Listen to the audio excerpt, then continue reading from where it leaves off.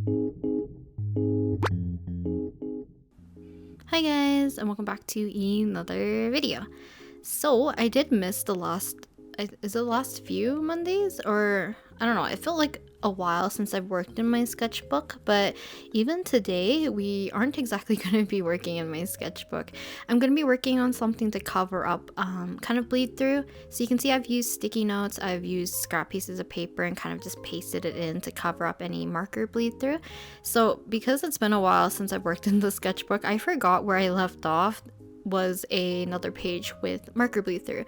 So I decided to take 2 pieces of cardstock and I wanted to go ahead with this. So I had these sketches planned out. I think it was like the day of Selen's live stream. So if you're not familiar with VTubers, no worries. I'll give you like a little bit of context of what these illustrations are based off of and the reasoning behind why I chose to draw them. So the one on the left is Shu Yamino, and then the one on the right that I drew was gonna be Luca, or Luca Kaneshiro.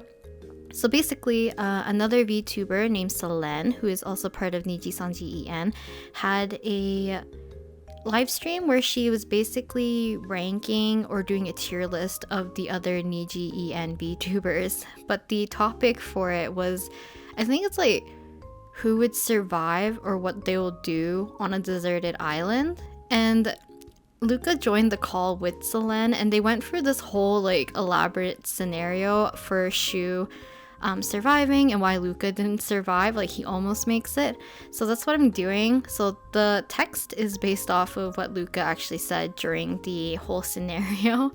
And today I am going to be doing line work, sadly. But yeah, I'm using the Faber Castell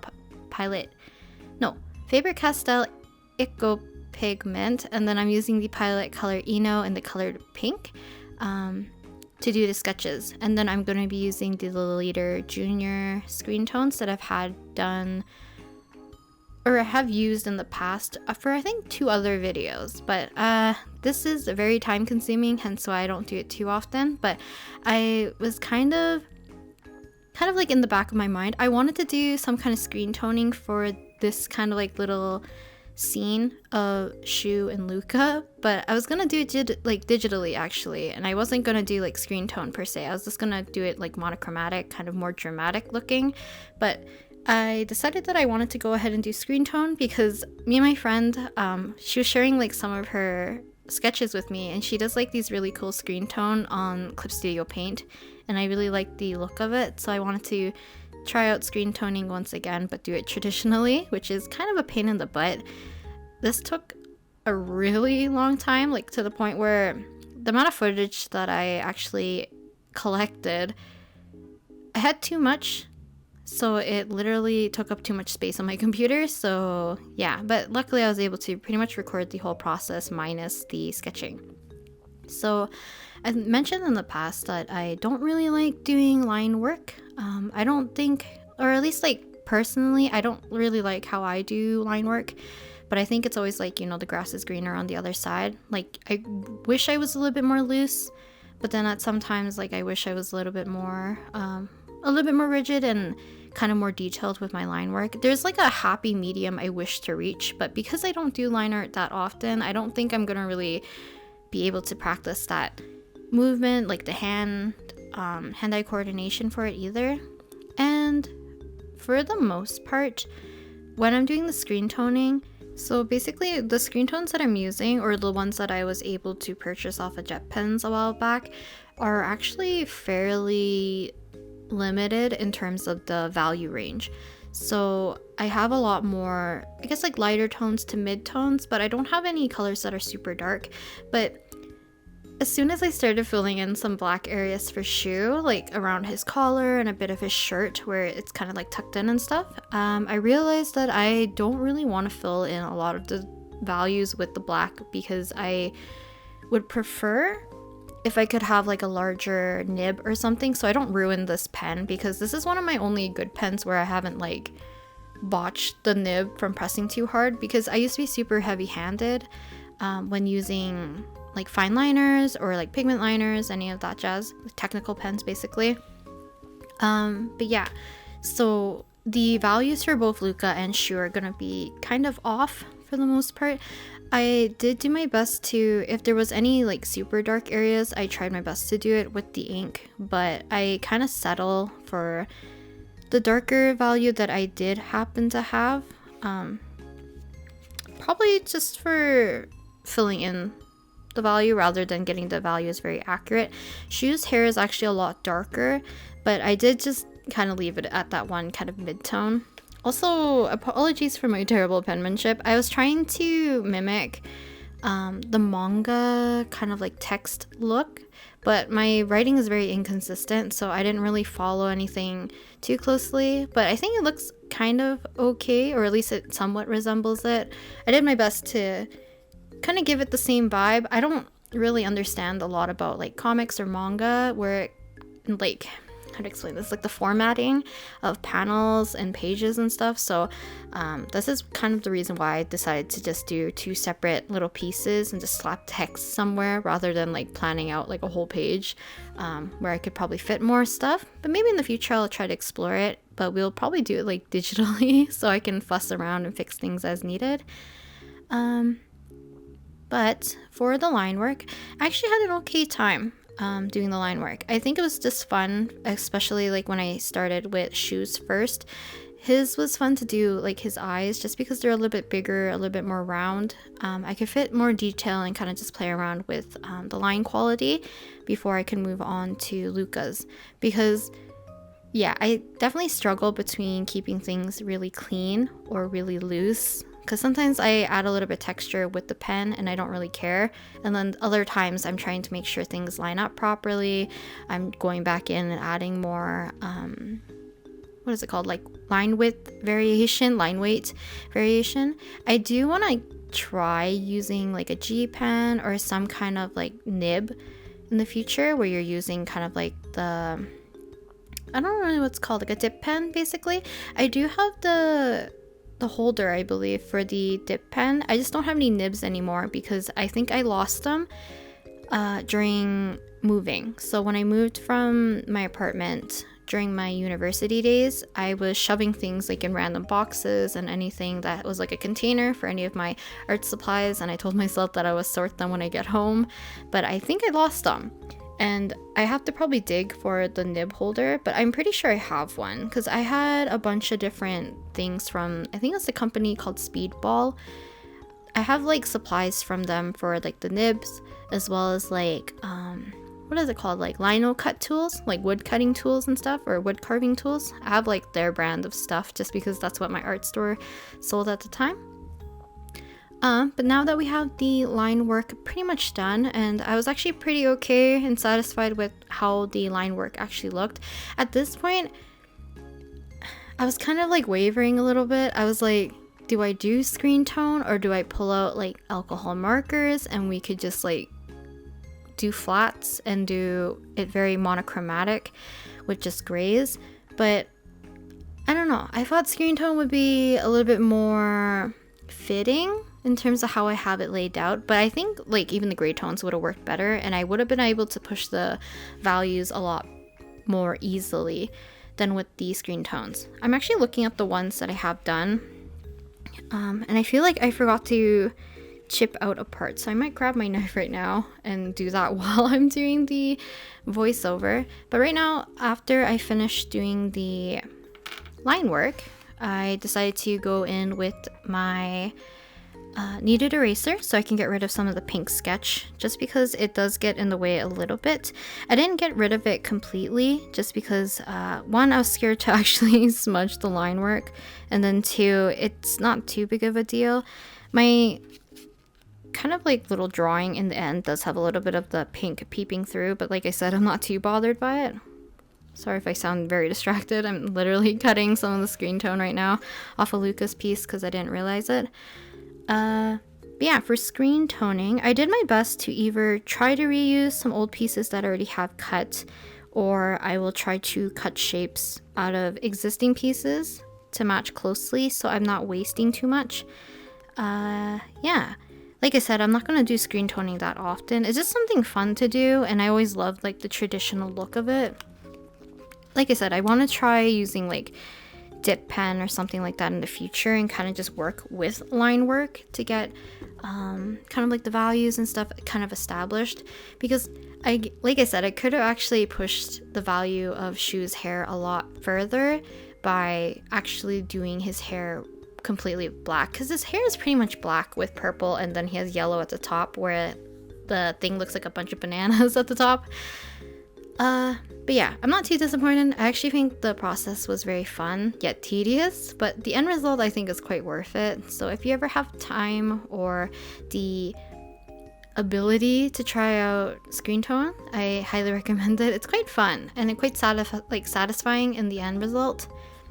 Another thing that I really like about Screentone is that even if you lay down like a completely flat area like you saw me do with Shu's hair currently, you can actually scrape back some of the dot textures. So I don't know what the dot pattern's called. I don't know if it's halftones. I don't know if that's referred to for all of them, but yeah, so there's like a little dot pattern. You'll probably see it at the very end because I'll show some close-ups, but you're able to scrape off the little dots off the little bits of the plastic, and you can kind of like bring back highlights a little bit. So I'm gonna do that in Shu's eyes, a bit of the highlights in Shu's hair, and then I do that a little bit on Luca's cheek in the future, just because it does give a little bit more of a softer look, and you don't have to really cut out like a harsh shape to get like a bright white highlight, I guess, if that makes sense. Kind of off topic though, I don't know if this is weird to ask, but when I was doing commissions for people at the Odafest, like an anime convention, I had like cut up pieces of cardstock ready for like their sketches because I wanted them to be, you know, consistently the same size and on the same type of paper. And I don't know if it's the cardstock that I bought or if I bought like just some weird kind of double-sided like cardstock from like a previous time, but the one that I used, like I think the front side is very smooth, very like almost like I don't know how to explain it. Like there's no texture really, right? And it just looks a little bit more shiny, but then when you flip it over, it has that more of like a gritty texture. It's more rough, right? And it doesn't have that little sheen on it. And I'm just thinking like, is cardstock, was it never double-sided, or did I just buy a double-sided one thinking it was always double-sided for like such a long time? Because I buy like the big stack of cardstock, so it takes me like a few years to even go through them. So I had to buy new ones this year because I actually ran out. But then now I'm noticing that, is cardstock double-sided or is it not? Because it seems like a weird question to ask, but I'm really genuinely confused. Because I thought all cardstock was pretty much the same, and I thought they were just like both sides were the same texture. I didn't think one was like a smooth side and a rough side, because I actually didn't really notice until I started doing commissions, because when I'm sketching with pencil, the cardstock was suddenly like taking up a lot more graphite and like more pigment, and I'm like, wait, that's not correct. Like I was trying to get like sharper details, making things a little bit more darker, but the paper appeared more like softer and it was taking in the graphite like a lot more easily. So I was very confused and I was kind of disappointed, because at that point it was too late for me to flip it over to restart, because I was kind of on like a time limit. But I don't know, I think for me it's like I'll have to keep an eye on that for the future. But yeah, we finished Shu and I am working on Luca. So you can see that when I choose any of my larger pieces, I try my best to take a pencil and kind of just mark it out so we can kind of do things section by section, so I don't have like too many oddly shaped screen tone pieces. I try my best to reuse them if I can, but because of Shu and Luca's were a little bit larger than usually how I work, I didn't have use for a lot of the tiny pieces.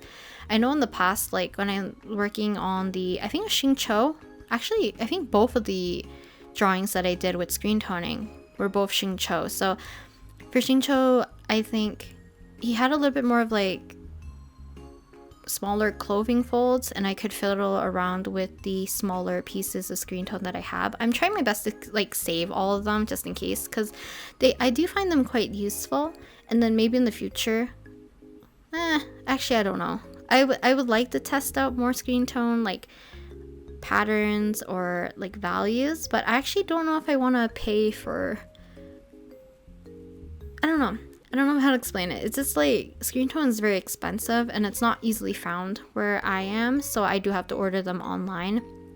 But because I'm not doing this like super seriously, I don't know if I want to buy like a whole nother set of Screentones just to play around with. I think it's not like bad to do, but I don't know if I would want to really kind of like invest the time and effort to do so. So maybe I'll just use up whatever I have for the time being.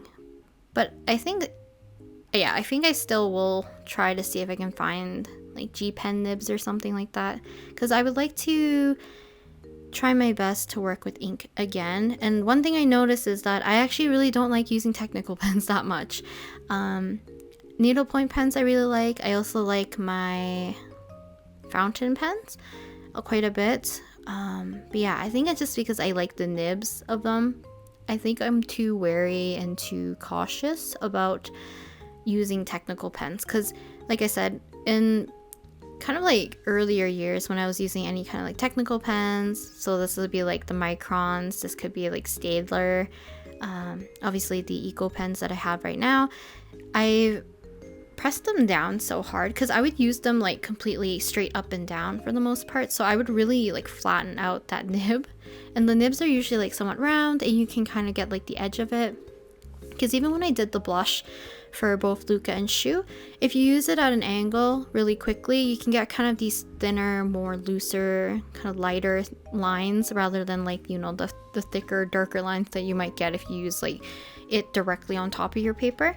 So yeah, is this something I should work on if I would want to? Because I think line art's still very important to have the skill in and have confidence in if you like to, you know, draw in a particular style. And for me, I do like the manga style quite a bit, so I would like to still attempt that.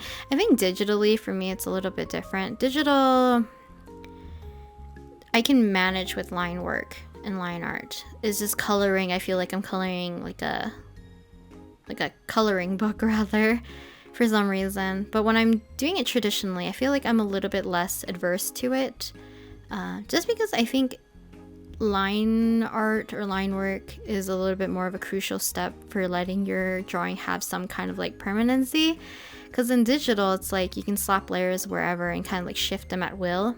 But then when you're working on stuff traditionally, you have to worry about like usually the process or like the way how you do things. Like you wouldn't color then sketch, right?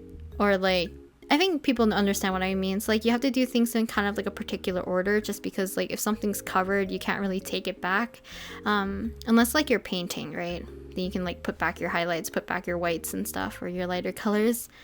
But a lot of the time, like, because things aren't going to be able to budge, you kind of have to plan things carefully. But having like line art gives you a little bit more structure, and you know, it kind of stays there even if you erase and stuff, so it's kind of nice to have.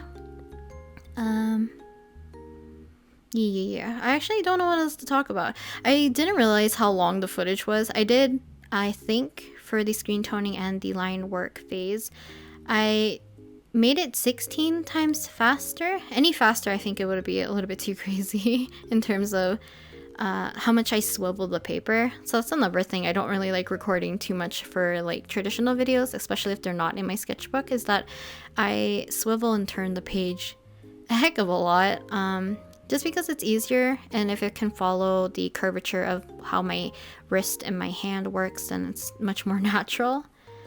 I was gonna say shoes. No, it's for Luca's. I actually added screen tone on top of screen tone so we could push the values just a little bit.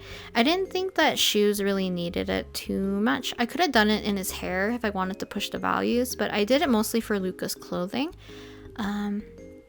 But yeah, I also did the little scraping technique on Luca's cheek, so you can see that we have a little bit more of a harsher edge, and then I kind of faded it out as we move farther and further away, so like closer to the right side.